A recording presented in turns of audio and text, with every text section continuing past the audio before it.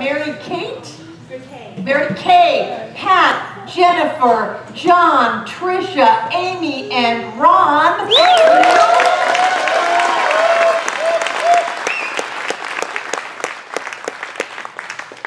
Welcome, Mary Kate. I'm delighted that you're singing with us today. And I'm delighted that this is such a fantastic day because we get to create our lives. So are you ready to be free? Yes. Are you ready to claim the God finances that are rightfully yours? Yes. And we'll do our treatment for freedom together. I speak my word for myself, my center, and all its members and friends. I know love as the only reality. I am created out of love. Love is what I am. I know this love as absolute freedom in every area of my life, the life of my center, and all who call it home.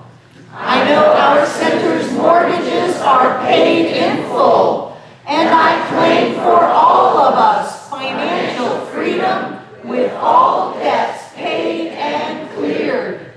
I release any sense of struggle or wrongdoing. I live in an abundant universe where there is more than enough for all.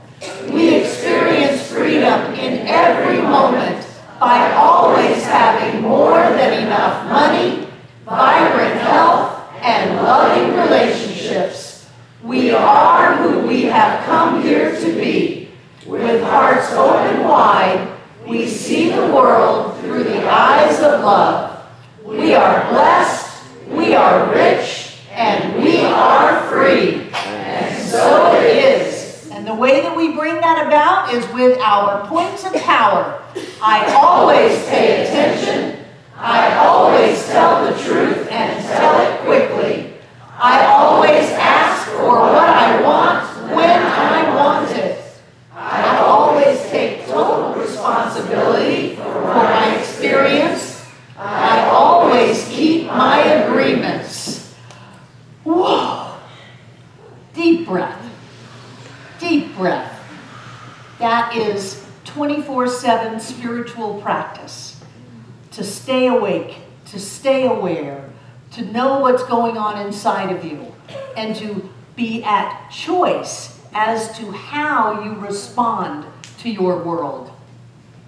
I love this idea of peace because so many people, I remember back in my ashram days when I was in my late teens, early 20s, and I wanted to get away from family and work and traffic and all of that, and so I wanted to go somewhere where I could be at peace, where I could just be left alone to be at peace.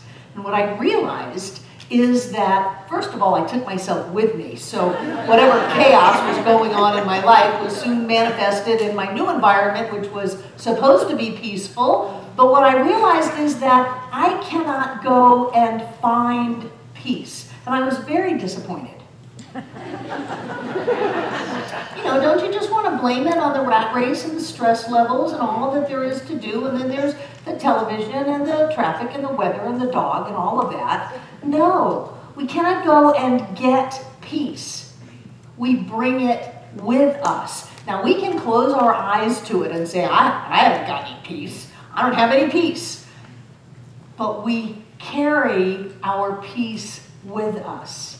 And so the trick is then to allow that peace which is already within us to come out and to manifest in and as our lives.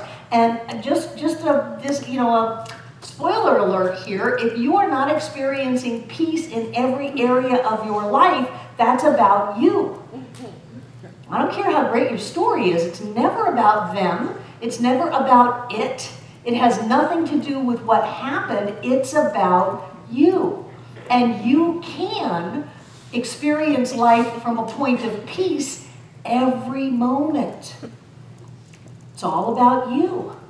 And then we go into this idea of Global Day of Peace. Global Day of Peace, where the United Nations has set a proclamation in the city of Asheville. Way to go, Celeste. And thank you, Mayor Martin, for all of the help you gave her of negotiating the political ins and outs. But you got the mayor of this city to sign a proclamation that Asheville is, what? No? Well, then I am affirming. Next year, she's going to sign a proclamation. Okay, next year is the proclamation, but we are an official city of peace. We have an impact on our community. We are not separate beings. We are one being in many faces, many forms, but we are not separate from each other. So when we sing, "Let there be peace on earth and let it begin with me," it all has an impact on our city, on our state, on our country, on our world, and who knows from there out what is being impacted. And you know, some people, they say this is hokey. It usually comes to me with, when are we going to stop singing that peace song? If I have to hear the peace song one more time, it's just going to drive me crazy. Isn't that a fascinating mindset? The concept of peace is upsetting me. And what's motivating that is this lack of belief that it's having any impact. But when we come together and focus in consciousness, things happen. And these things are actually documentable, measurable, and can impact people that you will never meet. 22 years ago, there was a study. Where was it? It was either in Texas or Washington, D.C. I'm going to say it was in Washington, D.C. Was that right? Yes. It's called the Maharishi effect. Yes. Yes. Maharishi Mahesh Yogi brought transcendental meditation to the United States, and it caught on like wildfire because the Beatles did it. Okay, you know, that's what happened. So there's this thing called the Maharishi effect, where a group of people got together in Washington, D.C. 22 years ago and decided to meditate peace. And they did it from June 7th through July 30th in 1993. And they went public. I love people who have the courage to go public. The courage to go public and state that's what's going to happen. It's like Babe Ruth, you know, pointing to that home run ball before it ever gets pitched. And they went on record saying, we will reduce the crime rate in Washington, D.C. 20% by meditating. And the sheriff came on and made a public statement that said, the only thing that's going to reduce crime rate in Washington, D.C. is 20 inches of snow. Now this was in the middle of the summer and during a heat wave. So this group of people, not a big group of people, it was the square root of 1%. And I don't know math enough to know what that is, but it sounds really small to me. The square root of 1% of the population of Washington, D.C. decided and committed to meditate for peace every day. And they meditated for peace, and the crime decreased 23.3%. People who would usually steal or rob or rape or beat up, for some reason decided not to do that over this period of time from June 7th to July 30th in 1993, because other people said, I believe that my consciousness has an impact on the greater whole. There's actually a word for it. It says group meditation increases coherence and decreases stress in the collective consciousness of a society. Our coming together on Sunday increases the coherence of the collective consciousness of Asheville, and we decrease the stress levels of people we will never meet by us being at peace, by us being at choice. And Ben, when you said that you did not freak out when you lost your job, that was choosing to be at peace. That was choosing to say, I am not going to give in to my fear. I know who I am. Something wonderful is happening out of this. Only good can come from this. something better and even better is going to show up. And then you get these contacts with Google. Google, you know how many people are trying to get a job with Google? And they picked you. They picked you because your light shines, because you know how to be at choice, you know how to be at peace, you know how to choose your state, set the law in motion. I know you had a lot of help from practitioners. Set the law in motion and claim your good. And if it hadn't been Google, it would have been something better than even that. But we can't do that if we are freaking out. The opposite of peace is freak out. I'll try to make this really simple. And what causes someone to go and steal and rob and hurt people? But they're freaking out inside. And they have no idea that they are at a point of choice to be able to choose what they want to think about, what they want to focus about, and what they want to talk about. And so they give in to the freak out, and then there is no peace. So if we want to increase cohesion of the collective consciousness of the peoples of planet Earth, we can impact that by choosing how to be cohesive inside of ourselves, how to be in alignment with that higher and greater truth that says God is all that there is, everything is happening for the greatest good. I am a powerful, creative, spiritual being, alive and well on planet Earth. Everything's going to work out perfectly. And when we do that, it impacts people who have no idea why they decided not to go to war. They decided not to bomb this city. They decided not to do the things that they were doing just a day or two before. If you believe for a moment that your consciousness does not impact people halfway around the world, you're wrong. Your consciousness impacts when someone pushes a button and creates havoc. Your consciousness impacts when someone chooses to harm someone else. Your consciousness impacts the entire people of this planet.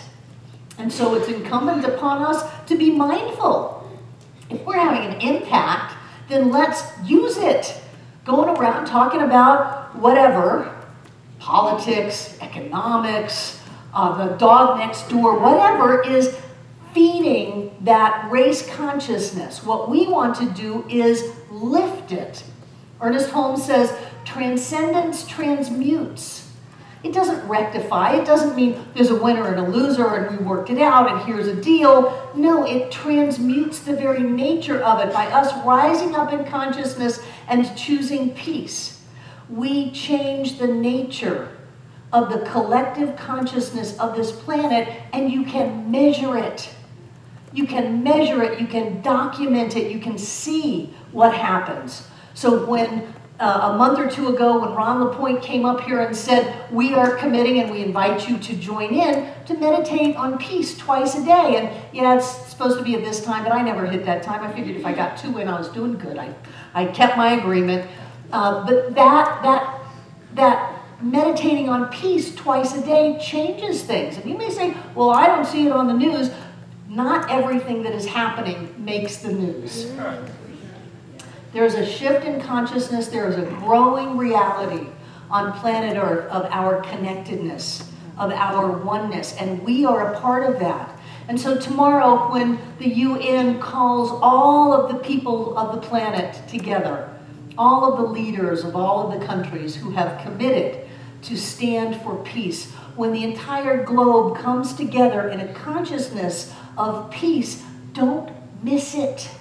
Don't miss it by yelling at the driver next to you that cut you off. Don't flip them off. Don't yell at them. Don't be angry at someone from your past. Let it go. Be aware. Catch that. There's something happening here.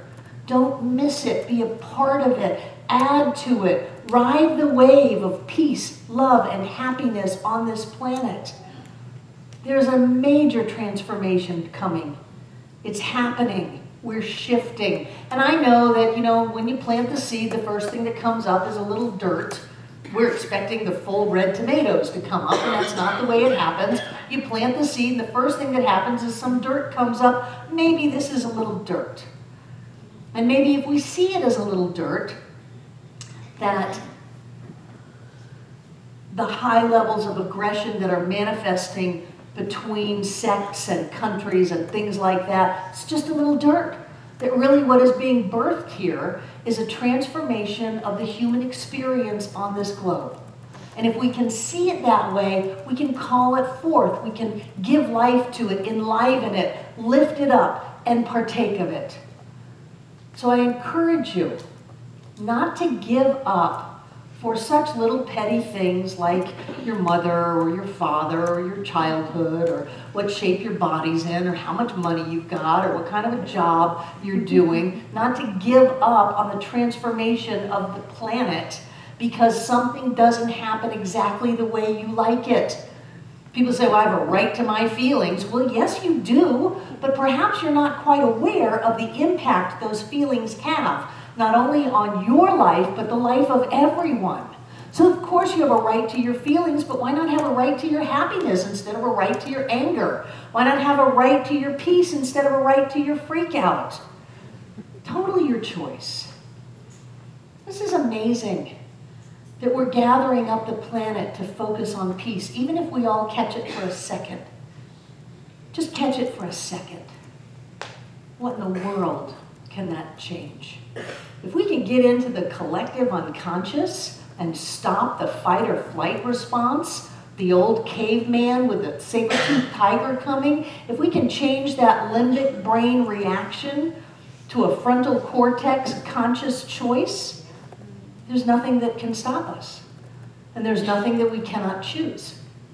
But to do that, we have to be at choice in our own life. And then whether or not they're monitoring crime levels or not, whether or not you see it on the news, you know that you had an impact, not only on yourself and your family, but on the human family of everyone who walks this planet and calls it home. And so I encourage you to choose peace. Today, tomorrow, like Celeste said, let's have it be every day instead of one day, and watch how our lives change and the life of everyone on this planet shifts. It's in our hands because it's in our thoughts, and so it is.